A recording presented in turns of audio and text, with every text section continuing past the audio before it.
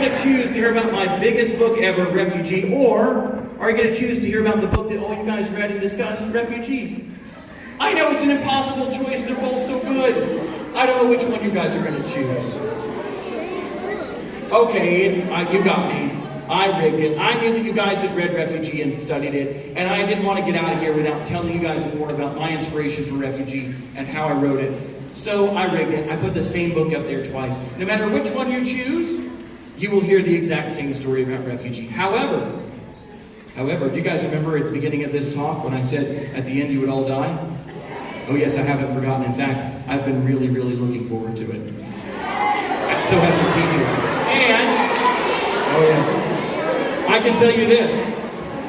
If you choose the book on the left, you will die in a very different way than if you choose the book on the right. Ha-ha! So it really does matter which one you choose. Dun, dun, dun. But the choice is yours. A silly death awaits you behind each of those doors. But which one will you choose? All right, here you guys ready to vote? How many of you guys want the Refugee on the left? Raise your hands. Well, that's a few. How many of you guys want the one on the right? Raise your hands. Ah, the right takes it. Jaden, will you choose the one on the right, please? All right. I know what fate awaits you, but first, let me tell you about Refugee and then I'll kill you. All right. So, Refugee. Refugee started for me with the ship at the top of that screen. That is not the Titanic. I know, it looks like the Titanic, but it is the MS St. Louis, as a lot of you guys are saying. It's also a passenger ship like the Titanic. It's a bit smaller than that. That's why it looks like it. But that's an actual picture of the ship that you guys read about. That is the MS St. Louis. And the MS St. Louis left Nazi Germany for real in 1939 with more than 900 Jewish refugees on board. Many of them had already been in concentration camps, just like Jack Bruder and prisoner B3087.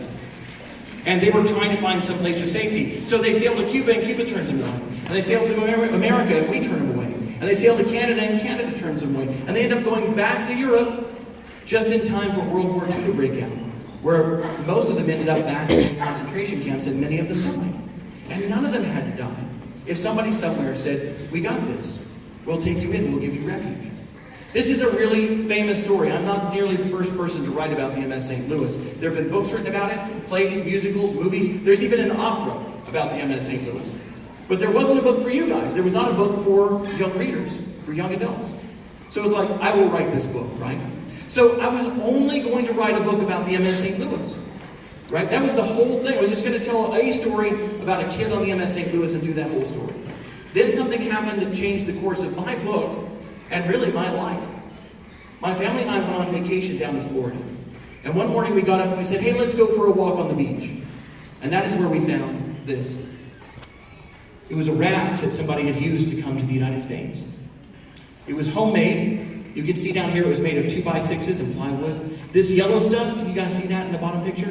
That is spray foam, insulation foam. It's the kind of stuff that we get out of a can that we put around windows and doors for insulation. They had used it to spray the whole bottom of their raft to seal up all the cracks to keep the seawater out.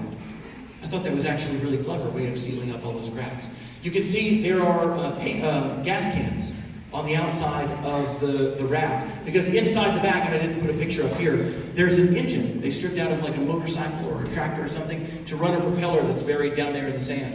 And inside we found wet clothes and empty bottles of water and half-eaten bags of candy. Like anything they could take with them to help them survive. Nobody was on board this raft when we found it. It was already abandoned. I don't know what happened to the people who were on board it. I hope that they made it here safely. I've never known. I also don't know where they came from. My best guess is that they came from Cuba. That's the closest of the Caribbean countries to southern Florida. But it's still 90 miles away across the ocean, right? 90 miles away across open sea. I wouldn't want to go fishing in that thing, let alone go that far in it. But somebody had taken it at least that far to come here to have what we had. And my family and I, we walked around it, we talked about it, we were stunned by this. We didn't expect to see something like this, especially on our vacation. And it made us think about all the stuff we took for granted, the roof over our heads, the food on our tables, the freedoms and safeties that we enjoy as American citizens.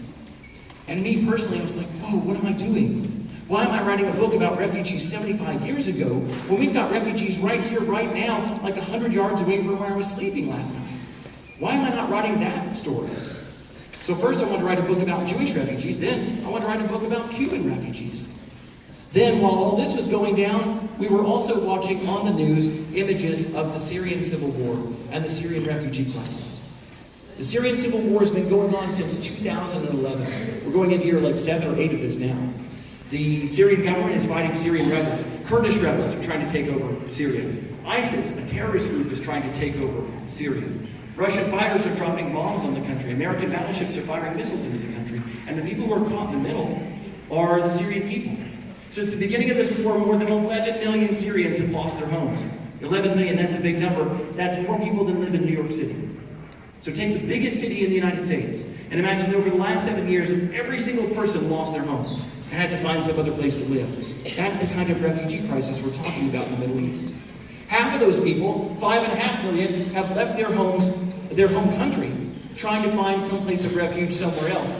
Many of them end up in countries like Jordan or Turkey, right next door to Syria, but many more are pushing on to the European Union. And maybe you've seen pictures or been talking about in class, people wearing orange life vests, crammed into black rubber rafts, trying to cross the Mediterranean Sea. But that is a really dangerous water crossing too. In 2016 alone, more than 3,000 people died trying to make that ocean crossing.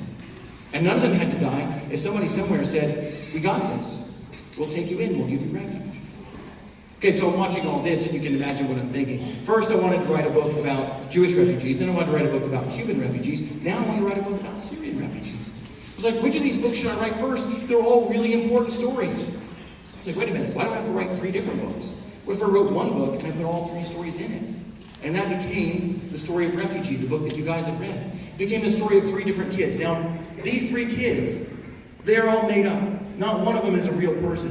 But every single thing that happens to them really happened to a refugee on one of these journeys. I read a lot about the MS St. Louis and all the people on board there. I read a lot about different Cuban experiences and different Syrian experiences. And I took different pieces of those stories and I put them together to make these 3 kids' stories.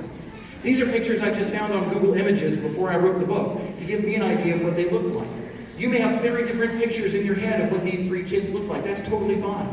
I didn't describe them exactly like this, but these are the 3 that I had in mind. I imagined this kid was my Joseph. I gave him glasses. I thought Joseph would be a Jewish boy who leaves Nazi Germany in 1939 on board the MS St. Louis with his family and more than 900 other Jewish refugees bound for Cuba and freedom and safety there to escape the Nazis. And I thought this was my Isabel, that she would leave Cuba in the 1990s on board a raft pretty much like that one I found on the beach, with her family and her next-door neighbor's family bound for Florida and freedom and safety here to escape Castro and the communists. And this guy I thought was my Mahmoud, and I thought Mahmoud would leave Syria on foot with his family, trying to escape the Syrian civil war in the present day, to try and get to Germany and freedom and safety there. And I weave all 3 of the stories together. Why did I weave them together? Why didn't I just tell them separately? Because I wanted you guys to see the parallels in their stories really up front and really directly. I wanted you to see when all 3 of them were driven from their homes by violence. I wanted you to see when all 3 of them were on the water trying to make a dangerous water crossing. When all 3 of them were turned away from a country that didn't want them. When all 3 were helped by somebody and all 3 were hurt by somebody. And when all 3 finally do end up where they're going to end up and what happens to them. I wanted to show you those parallels all the way through.